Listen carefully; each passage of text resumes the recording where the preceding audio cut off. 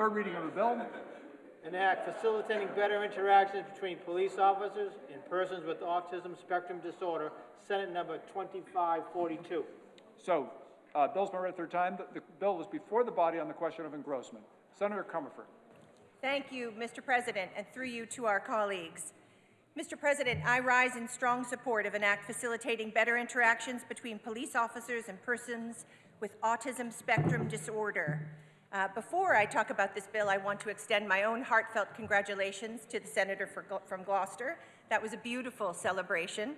I also want to congratulate and thank the senator from Newton and the senator from Lunenburg for sponsoring two outstanding bills also before the Senate today. I'm proud to support both of these proposals.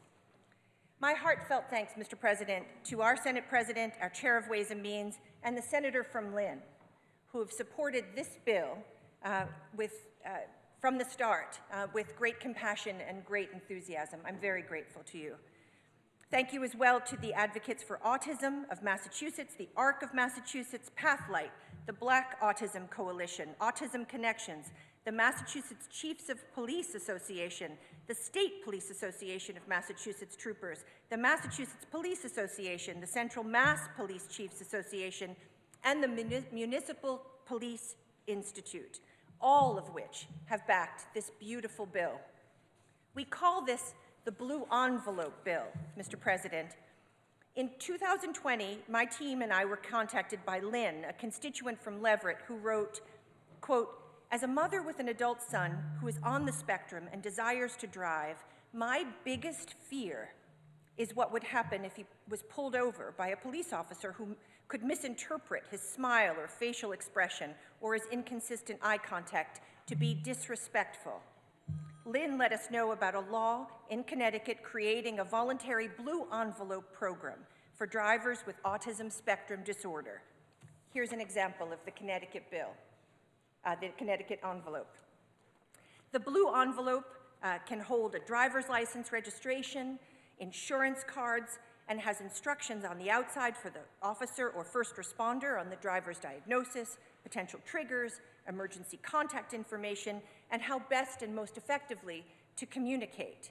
It also actually has reminders for the driver about how to effectively engage in an interaction with first responders. It's a very pragmatic, very simple tool.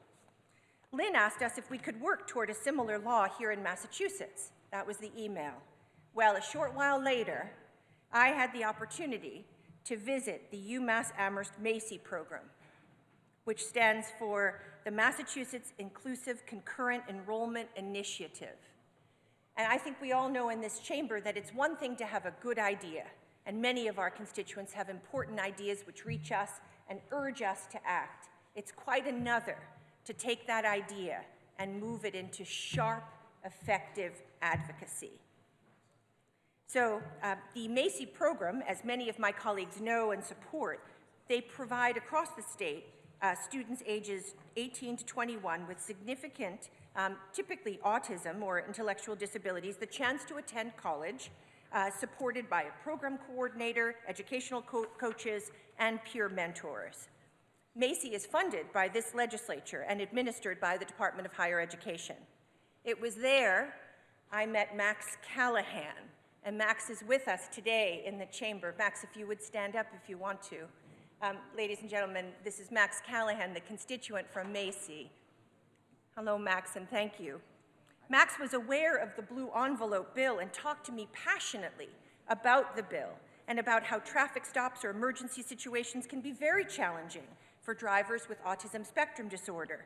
When flashing lights, sirens, radios, passing traffic, police officers, or other first responders, sometimes with little or no current training, approach individuals.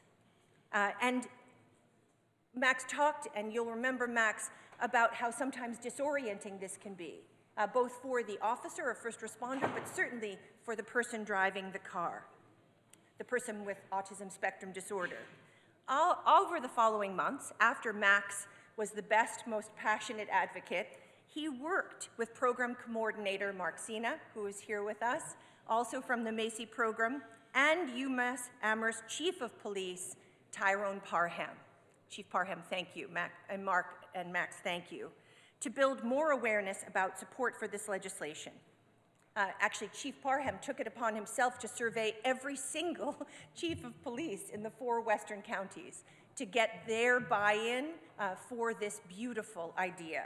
And it was one of the first big oomphes that he and Max had together.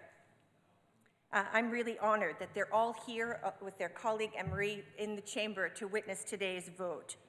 The hopeful passage of this bill represents the power of our constituents, like Lynn, like Max, like Chief Parham, like Mark, to envision a better Commonwealth, a safer Commonwealth, a Commonwealth with equal opportunity for people of all abilities, to advocate for those ideals with great allies like Chief Parham and Mark Sina, and to see them across the finish line, to see the power they have in our democracy. Before I close, I want to recognize the many, many neurodiverse people who testified in support of this legislation. The senator from Lynn was talking about the hearing as particularly effective for him and his colleague, as well as their caregivers and family members who joined them in calling this legislature to act. I want to particularly recognize Elise Levine-Conji, a leader with Advocates for Autism of Massachusetts, and Sam Conji, who have been fixtures in the State House advocating for this bill. Thank you to our team's legislative director, Brian Rossman, Chief of Staff, Jared Friedman. We also have Rachel Klein and Caitlin Billings here from our chief, all of whom join me in loving this legislation. I also want to thank Representative Kay Kahn and Representative Mindy Dahm, who lead this work beautifully in the House of Representatives. I urge my colleagues to join me in voting yes, and by doing so, we affirm our dedication to a Commonwealth where neurodiverse individuals can live more safely, more independently, and with dignity. And Mr. President, when a vote on this legislation is taken, I ask that it is taken by a call of the yeas and the nays. Yes, when a vote is taken on this matter, it will be taken by a call of the yeas and nays. More than sufficient have arisen. The vote will be taken by the yeas and nays.